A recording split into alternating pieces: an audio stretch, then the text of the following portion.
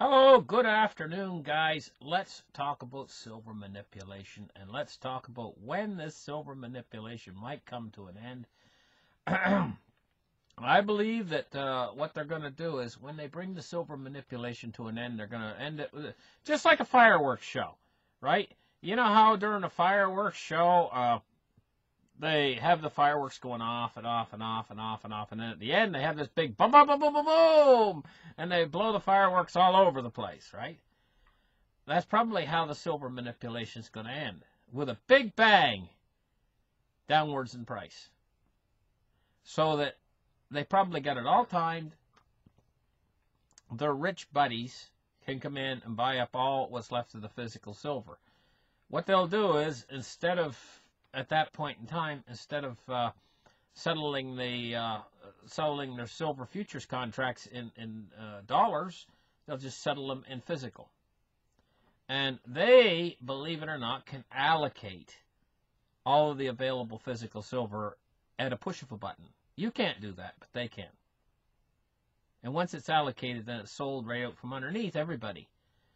Then the silver manipulation racket, and I call it a racket because that's what it's been, will suddenly end. But now let's get into the nitty-gritties of why they might do that and do that very soon. I'm going to get into the nitty-gritty, and I'm going to open up the charts. Let me see. Okay, here we go. Got the charts open right here. Okay, so let's get right into this, and let's take a look at, first off, what is the Fed? Well, the Federal Reserve. It's the FOMC, Federal Open Market Committee, the Federal Reserve System, also known as the Federal Reserve, or simply the Fed. It's a central banking system of the United States of America that was created on December 23rd, 1913. Now, we all know 1914 was a pivotal year in human history. The beginning of World War I, I should say, the beginning of World War I. Very destructive. The Federal Reserve was put together. It's a very destructive machine. If we take a look here at this man right here, Edward Griffin, he wrote a book on just how destructive and just how horrible and just how awful the Fed really is. It's a creature. The creature from Jekyll Island. This is what the Fed is. It's a creature. And it's a machine. It's a machine designed to rob the middle-class people of their income. Basically what it does. It's a machine designed to do that. And transfer wealth from the many to the few. And it's an evil machine. And this machine is what's caused the Great Depression in the United States. And guess what, guys? It's doing it all over again. It's doing it all over again right underneath our very noses. So now, the Fed is controlling. They're pulling the strings. And going back to when the economic crisis happened of 2008, and they were able to give banker bailouts to all the rich banker buddies. And by the way, the Federal Reserve is a privately owned institution owned by the banks, so it all makes sense. They gave these bailouts to their banker buddies, tremendous amounts of money. And so what happened was we had quantitative easing 1, quantitative easing 2, quantitative easing 3, and Operation Twist. These were all operations to inject money into the system, inject liquidity in the system. But at a certain point, the Fed did something called tapering. And what tapering was basically they were cutting back the amount of quantitative easing all the way down to zero. So that they weren't doing quantitative easing anymore. And then they started doing something called quantitative tightening, which is the exact opposite of quantitative easing. It's withdrawing liquidity from the system. Okay? So now if you want to understand how all this works, the Fed, picture the Fed as a gravel truck company and picture the money as gravel. The Fed come along and they've taken dump trucks and they've built a giant mound of gravel that's like 100 feet tall, you know.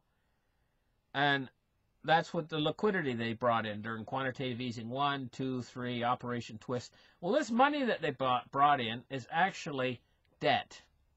So they've created a giant, enormous mountain of debt.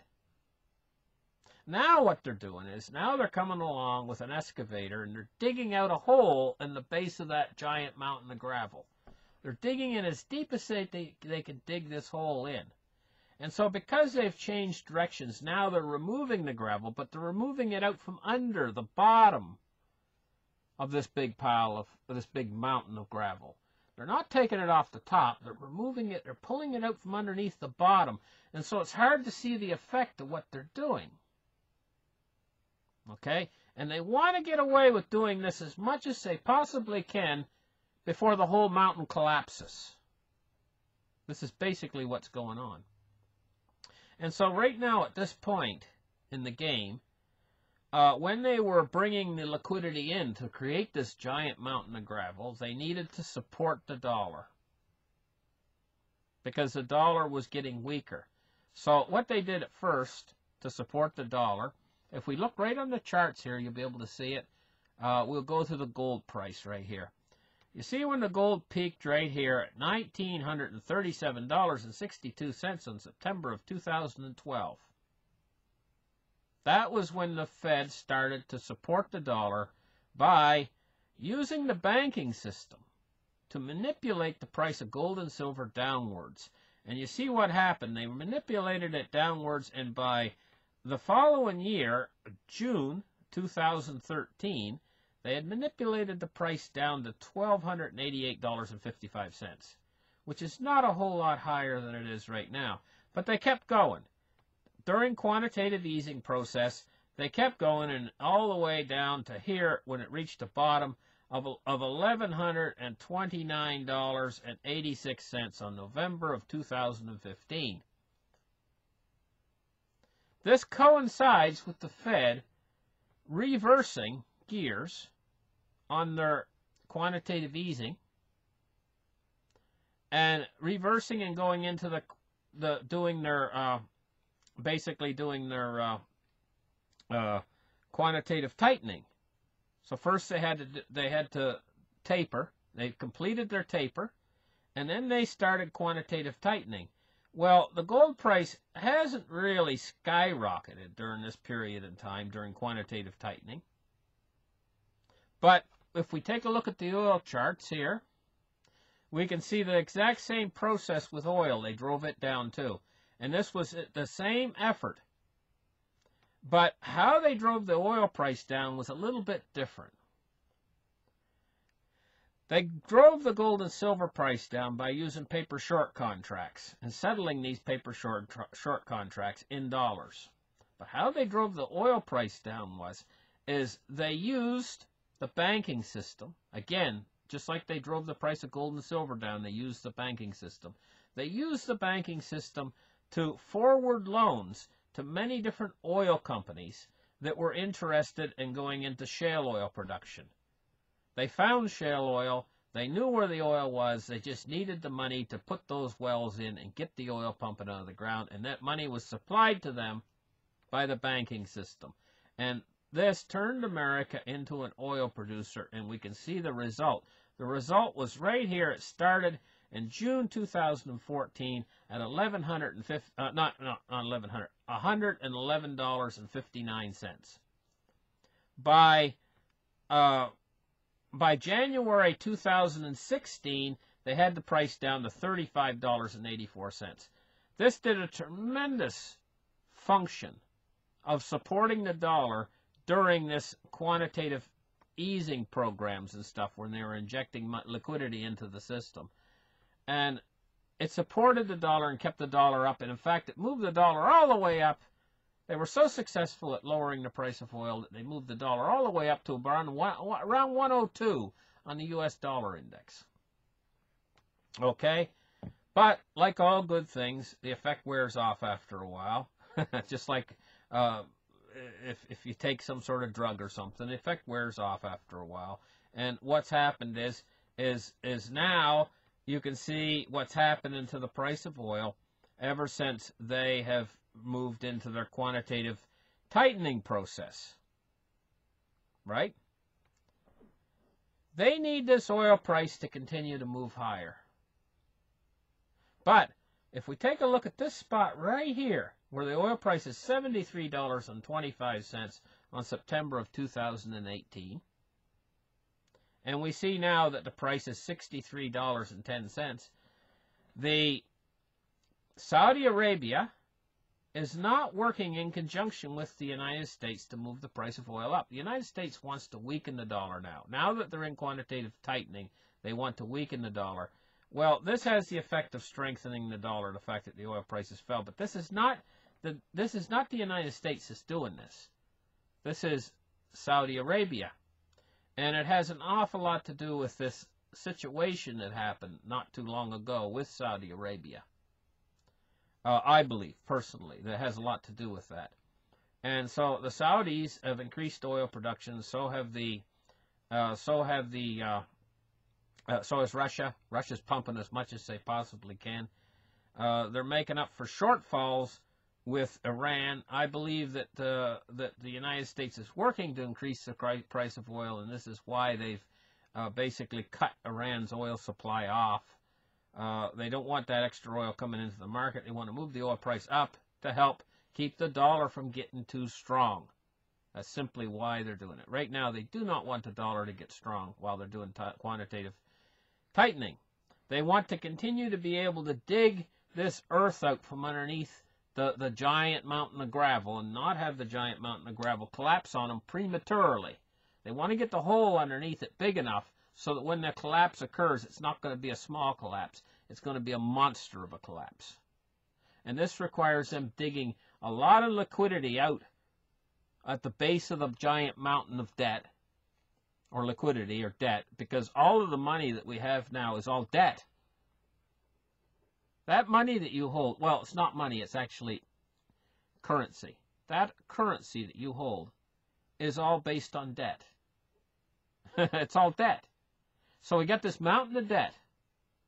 They want to dig out as much as they can of that, a way to undermine that mountain to the point where they get a giant hole in the base of it, so that when it comes down with a woof, big boom. They just don't want a tiny little slide and not have a giant crash. They want a giant crash. They want to continue on a little bit longer with this, what they're doing, withdrawing $50 billion a month out of the system. They don't want the dollar going too high too fast.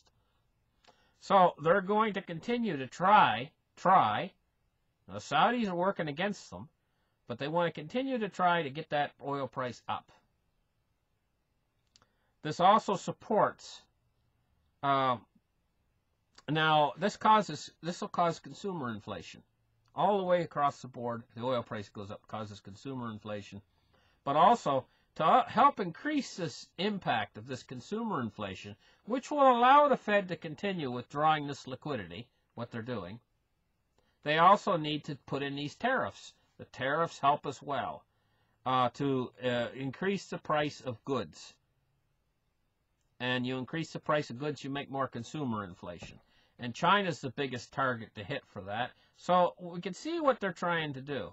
They're trying to increase the price of everything. They're trying to create inflation so that they can continue with this process of withdrawing $50 billion a month of liquidity out of the system. And they're having trouble with oil. Oil's a big one. They'd love to have oil price go up, but they're having trouble with it because Saudi Arabia is not cooperating.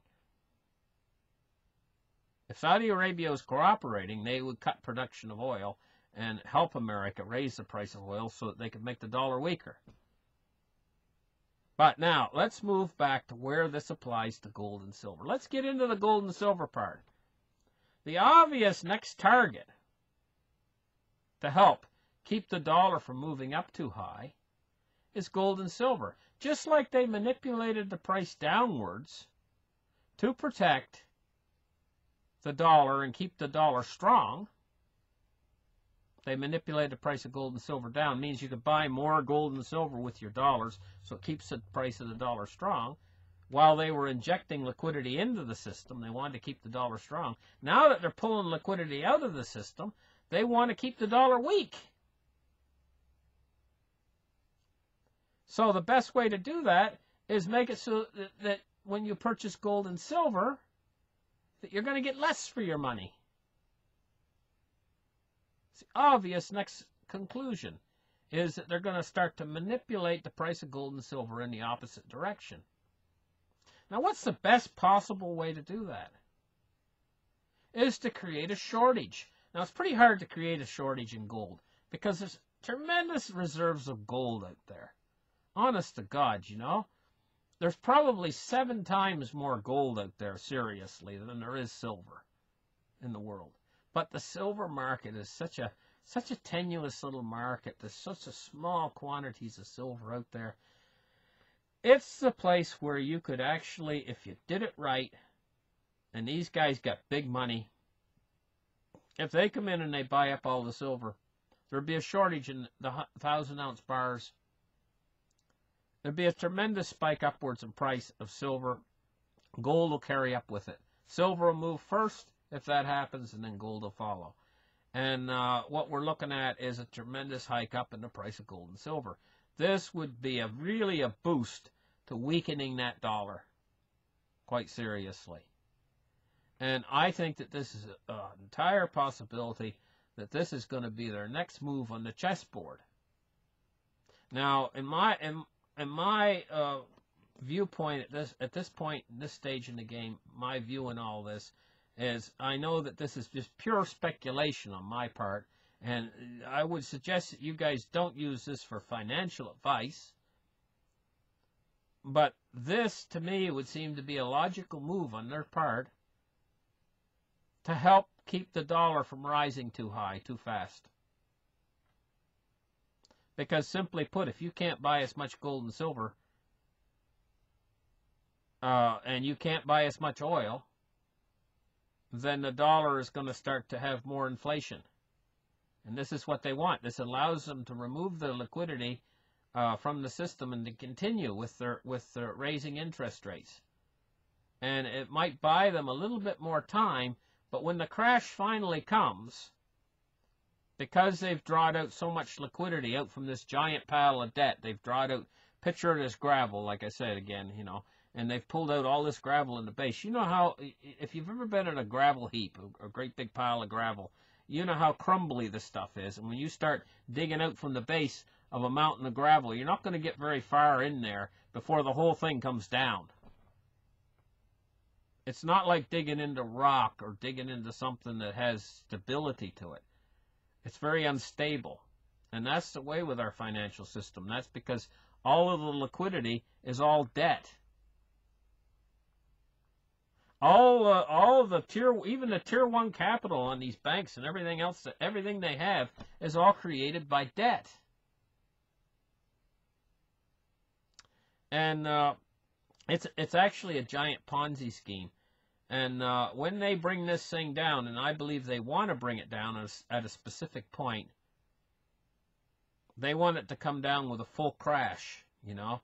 And then they're going to come in to rescue it.